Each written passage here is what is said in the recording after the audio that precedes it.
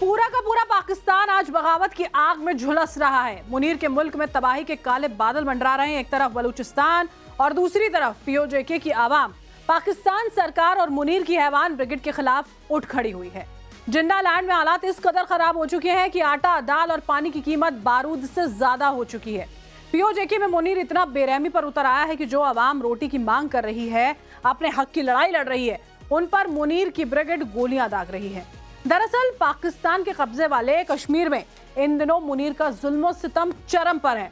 जो आवाम अपने हक के लिए सड़कों पर उतरी हुई है, उन पर गोलियां बरसाई जा रही हैं, जिसमें अब तक 22 लोग बेवक्त मौत का शिकार हो चुके हैं, जबकि 576 लोगों को मुनीर और उसकी बुज़दिल सेना ने जेल की कोठरियों में डाल दिया है।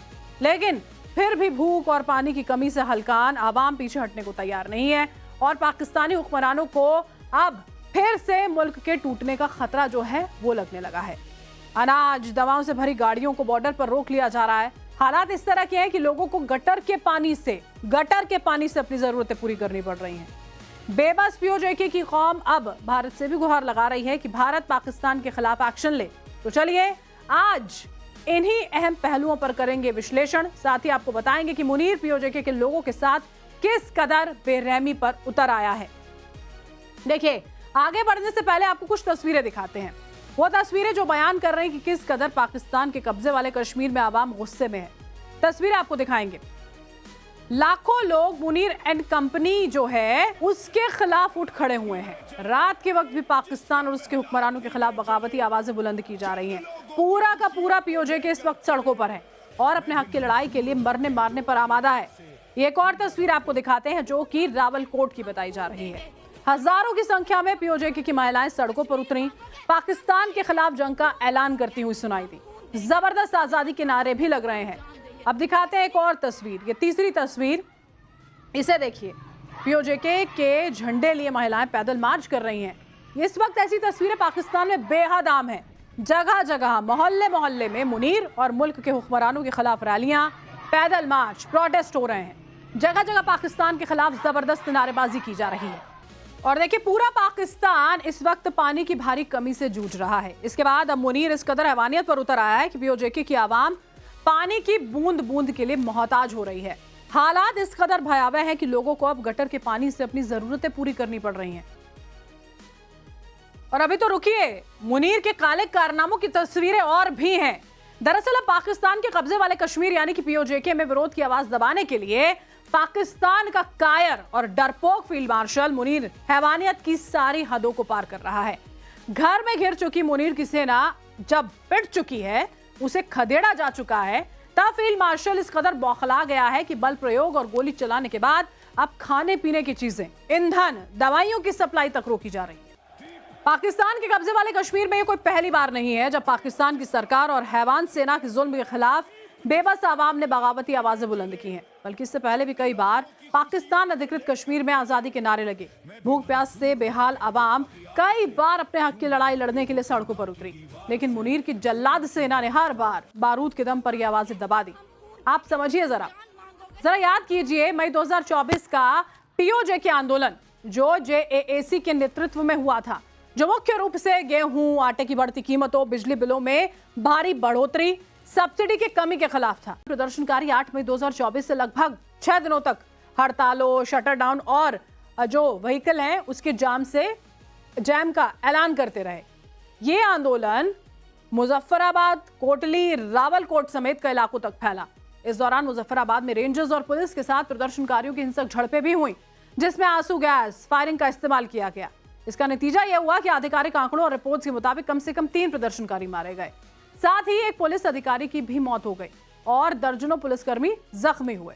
फिर सितंबर-अक्टूबर 2025 का पीओजेके आंदोलन भी जेएएसी की तरफ से आयोजित एक बड़ा क्षेत्रव्यापी विरोध था, जो कि 29 सितंबर 2025 से शुरू होकर लगभग 6 दिन 4 अक्टूबर 2025 तक चला था। इसमें पूरे पीओजेके में शटर डाउन हुआ, व्हील जैम स्ट्राइक जैसे हालात बने। प्रदर्शनकारियों ने पाकिस्तानी हुकूमत के सामने 38 पॉइंट्स चार्टर ऑफ डिमांड रखा था, जिसमें आर्थिक सुधार, बिजली, आटा, गेहूं की सब्सिडी, महंगाई नियंत्रण, राजनीतिक प्रतिनिधित्व और स्थानीय शासन में सुधार की मांगी थी। लेकिन शांतिपूर्ण शुरुआत के बावजूद मुजफ्फराबाद और अन्य जगहों पर प्रदर्शनकारियों की पुलिस और रेंजर्स के साथ में खूब हिंसक झड़पें हुई और मुनीर की कायर फोर्स ने निहत्थी आवाम पर आंसू गैस, लाठीचार्ज, फायरिंग की, जिसमें करीब 9 से 15 लोगों की जान चली गई। 100 से ज्यादा लोग इसमें जख्मी हुए थे। इसके बाद अब एक बार फिर से पीओजेके धधक रहा है, जिसे जेएसी के नेतृत्व में अब तक का सबसे हिंसक और बड़े पैमाने वाला विरोध प्रदर्शन माना जा रहा है। यह आंदोलन मुख्य रूप से जेएसी पर लगाए गए प्रतिबंध, आगामी चुनावों में 12 रेफ्यूजी सीटों के मुद्दे, महंगाई, बिजली बिल, बेरोजगारी, शासन संबंधी शिकायतों के खिलाफ शुरू किया गया। 7 से 8 जून के आसपास रावलकोट में एक ट्रेडर की मौत के बाद तनाव जो था वो ज्यादा बढ़ गया था। इसके बाद बड़े पैमाने पर प्रदर्शनकारियों और सुरक्षा बलों के बीच में खूब हिंसक झड़प हुई। इसमें अब तक करीब 22 लोगों की मौत हो चुकी है, जबकि 576 प्रदर्शनकारियों को गिरफ्तार भी किया गया है। और देखिए, मुल्क जो है वो यहाँ पर जल रहा है। मुनीर हैवानियत पर उतर आया है। अमेरिका ईरान डील में शांति दूत बनने की डींगे हाँकने वाला पाकिस्तान आज खुद टूटने की दहलीज पर खड़ा है। लेकिन आखिर पीओजेके में ये पूरा बवाल खड़ा क्यों हुआ है, एक बार इसे भी समझ लीजिए आप। देखिए, दरअसल पीओजेके की आवाम जो है वो एक प्रमुख मांग सस्ती और स्थानीय हाइड्रो पावर परियोजना से हासिल रॉयल्टी का हिस्सा है। मंगला डैम समेत नीलम झेलम और दूसरे हाइड्रो प्रोजेक्ट से पीओजेके में सस्ती बिजली पैदा होती है। पाकिस्तान के नेशनल ग्रिड को ये सप्लाई कर दी जाती है, लेकिन स्थानीय लोगों को पाकिस्तान के दूसरे हिस्सों की तुलना में बिजली महंगी दी जा रही है। इसमें फेडरल टैक्स शामिल होता है। प्रदर्शनकारियों का यह आरोप है कि दशकों से उनके संसाधनों का शोषण किया जा रहा है, जबकि उन्हें ना तो उचित रॉयल्टी मिलती है, ना ही प्रोडक्शन कॉस्ट पर बिजली दी जाती है। जेएसी के 38 पॉइंट चार्टर में इस मुद्दे को सबसे ज्यादा प्रमुखता दी गई है, जिसमें मांग ये की गई है कि स्थानीय निवासियों को प्रोडक्शन कॉस्ट पर ही बिजली यहां पर मुहैया कराई जाए। हाइड्रो पावर से उत्पन्न राजस्व का बड़ा हिस्सा पीओजेके के विकास, सब्सिडी और कल्याण पर खर्च किया जाना चाहिए। इसके अलावा पीओजेके में गेहूं, आटा सब्सिडी की मांग स्थानीय लोगों की बुनियादी खाद्य सुरक्षा और जीवन यापन से जुड़ी एक बड़ी समस्या है महंगाई। आटे की कमी और स्मगलिंग की वजह से आम लोगों को सस्ता आटा उपलब्ध नहीं होने की वजह से भारी परेशानी होती है। जेएसी के 38 पॉइंट चार्टर में इस मुद्दे को भी प्रमुखता दी गई है। इसमें सब्सिडी वाले गेहूं, आटे की आपूर्ति और उचित मूल्य पर उपलब्धता सुनिश्चित करने की मांग की गई है। पिछले सालों में भी देखिए यही मुद्दा प्रमुख रहा था, जबकि पाकिस्तान सरकार ने 23 अरब के सब्सिडी पैकेज के तहत 40 किलो आटे की थैली की कीमत घटाकर 2000 रुपए कर दी थी, जो कि पहले 3100 रुपए के करीब थी। लेकिन प्रदर्शनकारियों का कहना है कि वादे पूरे नहीं हुए हैं, शॉर्टेज लगातार बनी हुई है। साथ ही पीओजेके के विरोध प्रदर्शनों में आपको बता दें 12 रिजर्व सीटों के खात्मे की मांग है। राजनीतिक प्रतिनिधित्व और स्थानीय अधिकारों का सबसे अहम और विवादास्पद मुद्दा है। दरअसल पीओजेके असेंबली में कुल सीटों में से 12 सीटें उन कश्मीरी रेफ्यूजीज के लिए आरक्षित हैं जो 1947 के बाद इंडियन एडमिनिस्ट्रेटेड जम्मू कश्मीर से पाकिस्तान जाकर बस गए, लेकिन मौजूदा वक्त में पीओजेके में नहीं रहते हैं, बल्कि पाकिस्तान के दूसरे हिस्सों में रहते हैं। जेईसी का यह तर्क है कि यह पुरानी व्यवस्था अब इस्लामाबाद के राजनीतिक दलों को पीओजेके की सरकार बनाने में अनुचित प्रभाव डालने का हथियार बन गई है, जबकि इससे स्थानीय निवासियों का असली प्रतिनिधित्व जो है वो बेहद कम हो जाता है। इसके अलावा पीओजेके के प्रदर्शनों में एलीट क्लास के विशेषाधिकार समाप्त करने की प्रमुख मांग है। जेईसी के 38 पॉइंट चार्टर में इस मांग में शामिल हैं मंत्रियों, विधायकों और उच्च अधिकारियों के भारी भरकम भत्ते, अतिरिक्त वाहन, पेट्रोल, सुरक्षा गार्ड, आवास और अन्य लग्जरी सुविधाओं को खत्म करना।